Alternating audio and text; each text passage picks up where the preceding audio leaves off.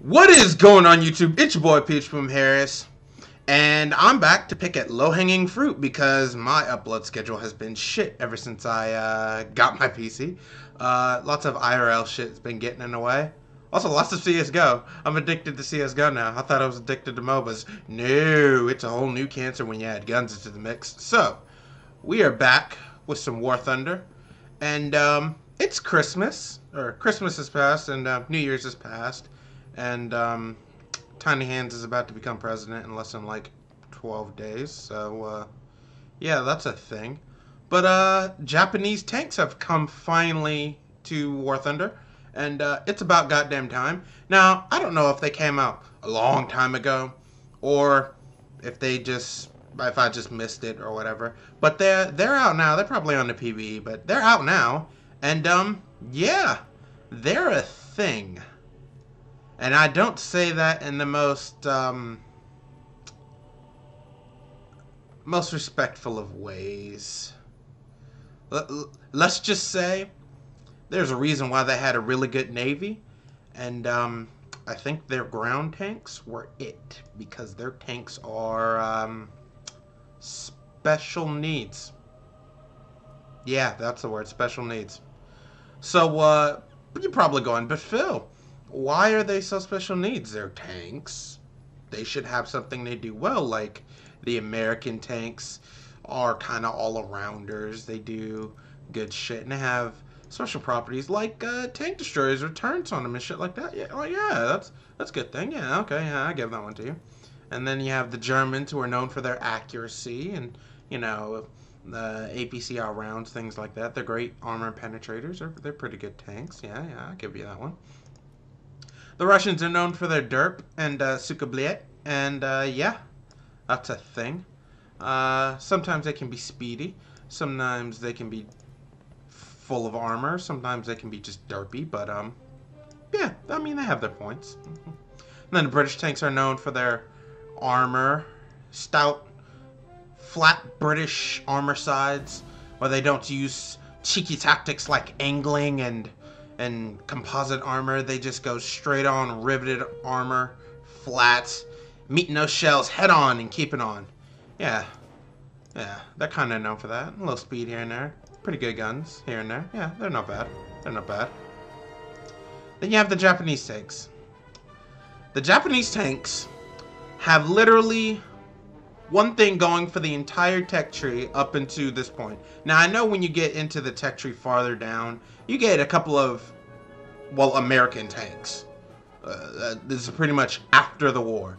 But up until that point where you get to the American tanks like the Bulldog, like the Sherman, like the Type 60, pretty much up into the 42, the STA, and the M24, you are in pre-war tank era. Straight up. This is World War II. And no matter what, all of these tanks share the exact same characteristics, almost down to the exact number in everything. And that is why they're shit. So, first off, let's pick something low tier just to take a look at it. Like, here, we'll do this. We got the Key-Knee here, 37mm gun, Type 100, with a 7.7, 7.62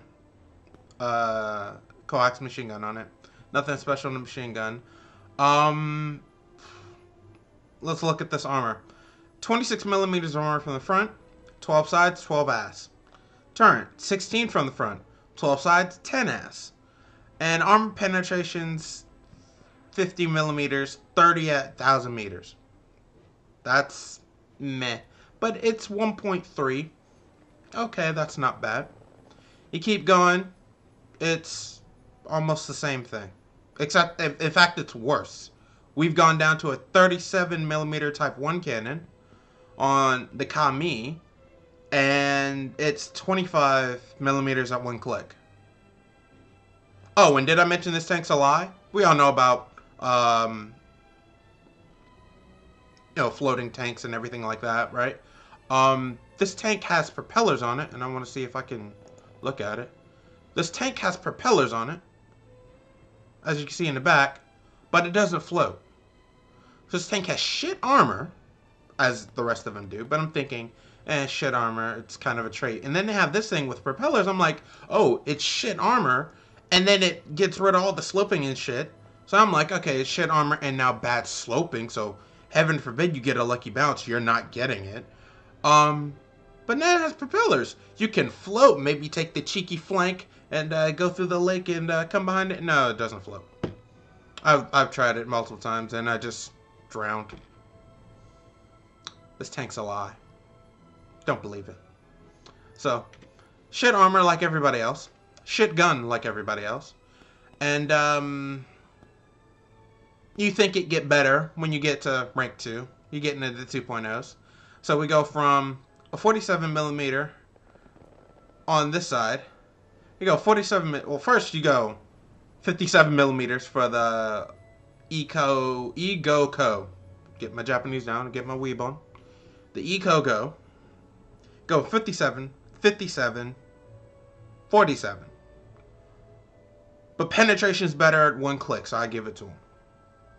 Then you go 75, but then penetration gets worse at a click. And shell velocity gets shit. 75mm, it's garbage. Then you go back to 47, and it's still 50mm at a click. Now at this point, you're getting in a better hole, but it's 50mm. Everybody and their mother is penning 50mm at any range. You're not defending against anything. It's like the armor continues to be shit at the tiers it's at. Like it goes, we're shit at tier 1, we're shit at tier 2, we're shit at tier 3, but we're equally as shit. Like, we're just barely there that our armor could possibly deflect something if everyone's guns took off 20mm of penetration. But no, they don't. So we're still equally shit. And then they bump it up like, yeah, tier 2. We're gonna not be shit anymore. Oh, wait, everybody's guns at tier 2 can penetrate twice the thickness of armor almost at any given range. And our guns can't do anything back. At 1,000 meters, we penetrate 20mm, and their guns penetrate 80. Well, shit. So, again, the guns are shit. They don't pen anything at range. Oh, 71mm is what I'm researching right now at one click. Like, heaven forbid. Like, really? Okay. There are two exceptions to what makes this gun, makes this branch of tanks good for the Japanese. Because, to be honest, I'm writing them off as a complete loss. And to even get this far, you have to pay a bundle to get the Chiha shotgun, which... is okay. It's like all the rest of these shit armor. It just has a good gun at that point. Or you can get the heavy tank number 6, which is a Tiger 1 that Germany sent to Japan for research, so they can build their own tanks. Because as you can tell, their World War II era tanks were garbage. And I bought that one because I hadn't got that far in the German tree, and I wanted a Tiger. So fuck it, I had the money, get a Tiger. There's two things that make this tree really good. And I don't think you need to buy anything to get to this point, is the hull row. The hull row, as compared to the rest of the tank destroyers in this line, which are garbage, might I add, because, again, 75mm tank destroyer at the max tier for tank destroyers at 3.3. 75 for the Ho-Ni 3, which is what I have. 75 for the Ho-Ni. But at the 1.7, the first one you get, 150mm bathtub launcher. Oh yeah, that's good shit. And I will say, when I first got the bundle with the Tiger 1, the heavy tank number 6, I took that and the whole row into 5.7, 6.0 battle rating, and I was penning people from the sides. Not from the front, obviously, but from the sides, I could pen them consistently. The only problem with this thing is, it's reload speed. I believe it loads one shell in eon, is what they call it. Like, every time you load a shell, there should be a substantial shift in the heat death of the universe. Like, every shell that is fired from this thing, the universe has died more.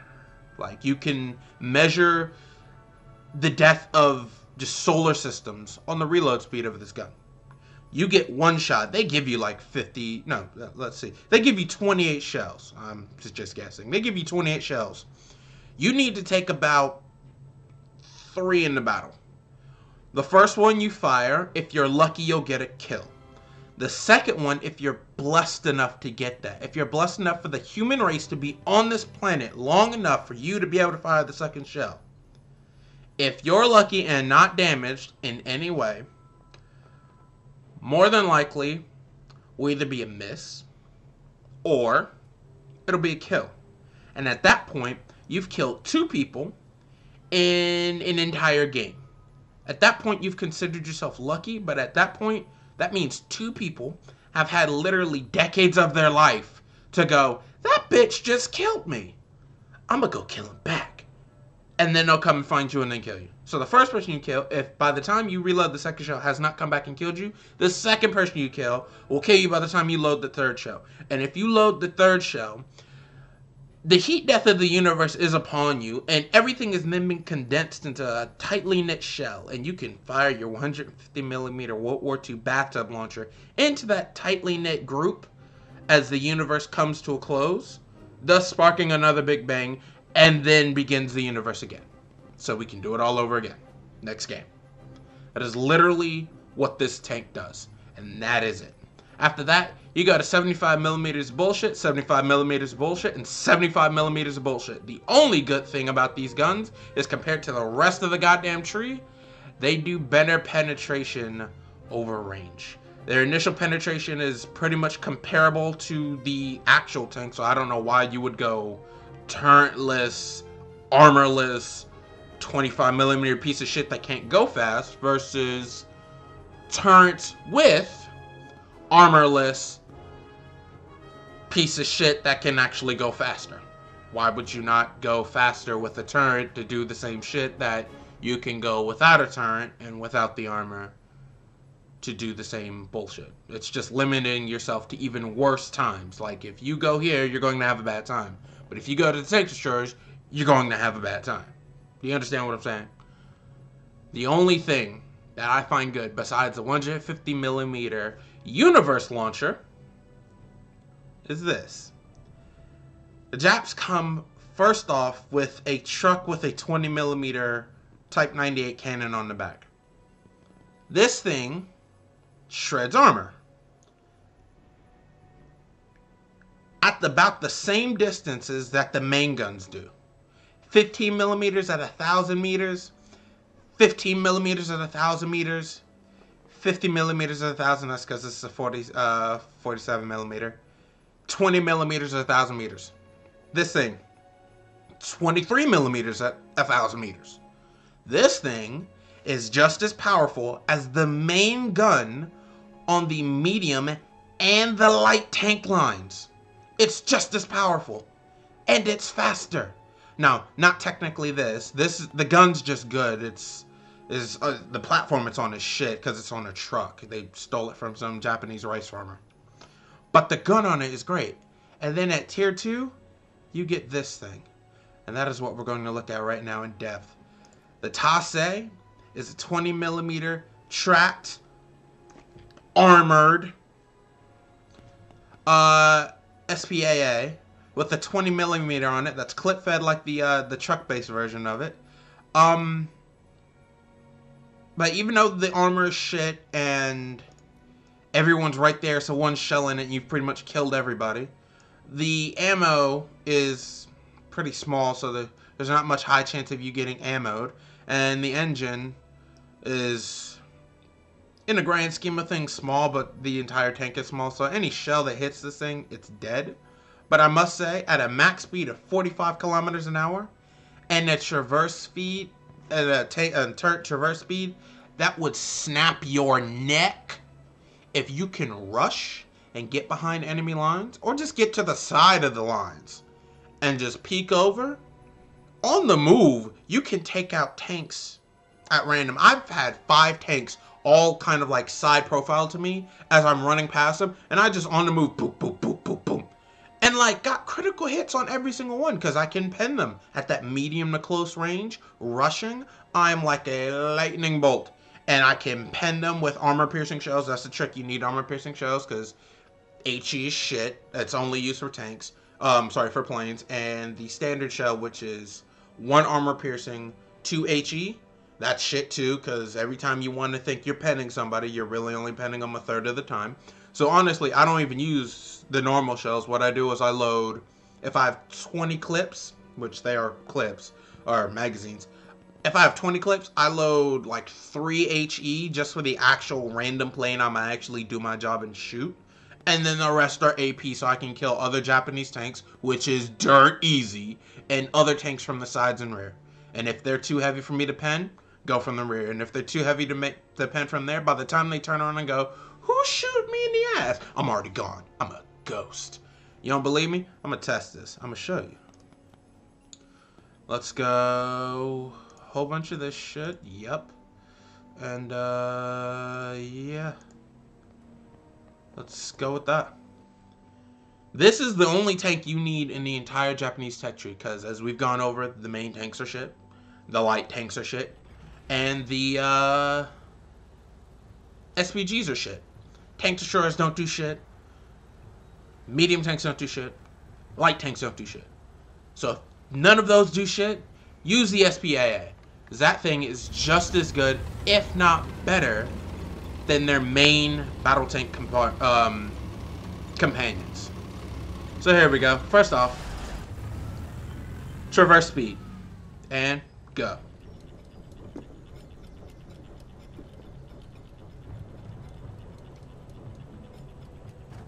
Somebody time that because I'm too lazy to do the editing. That's fast as fuck, okay? You can get surprised by anything. Oh shit, something over there? Oh, what's good?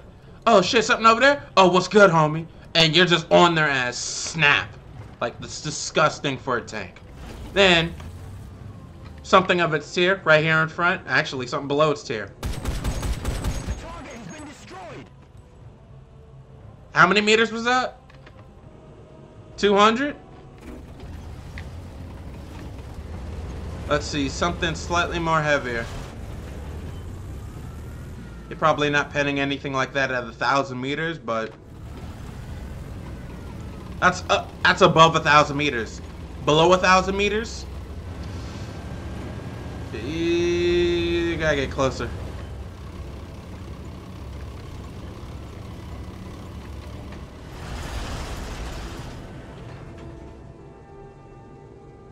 Below 1,000 meters, let's see if we can get something. Yes, a hit. Got some tracks. It serves him right.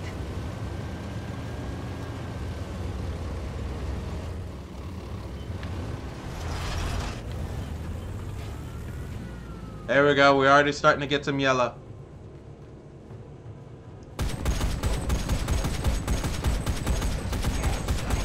Oh, it's all tracks though. Yeah, it's all tracks.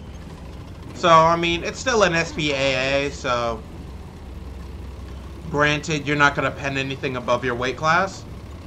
But if you happen to find yourself above your weight class, you just use some of this blinding speed and get behind them. So that's a T-34. That's definitely above my weight class.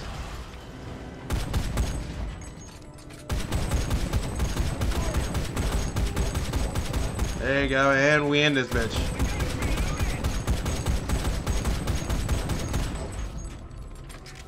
So we can fuck up his transmission, but that's about it. It serves him right. Yeah, that's about it. On target. See, anything else we can fuck up on this thing? No, wait, what is this? What is this?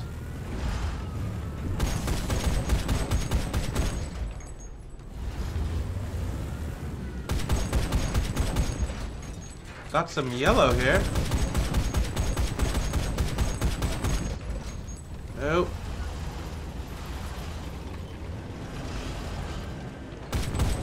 Yes, a hit. There we go. Die, motherfucker, die, motherfucker, die.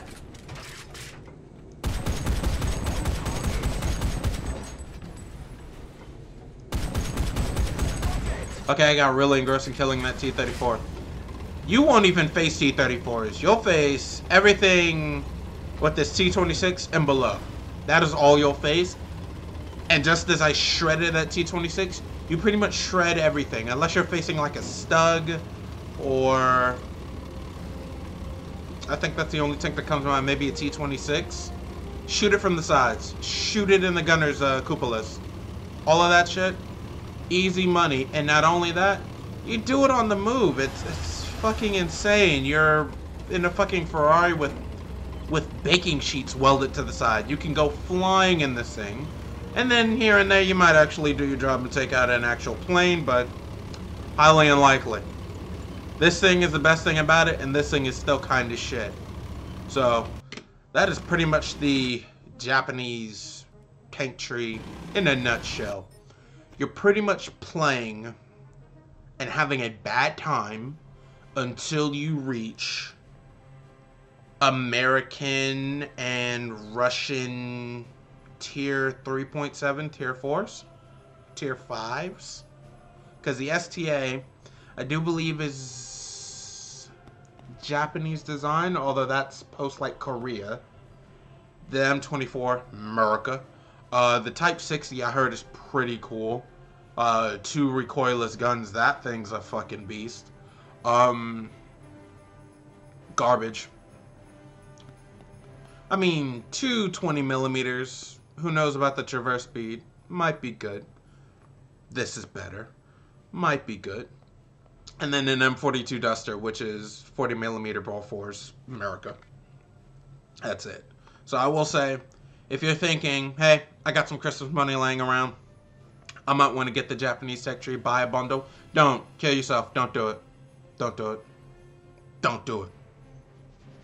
Don't. Save your money. This is a warning. Don't do it. But anyway, boys, that's all the time we have for today. PH Boom Harris signing off. Trying to give you guys some buyer beware out here. And I will talk to you guys later. Go ahead and like, comment, subscribe, all that good shit. And peace.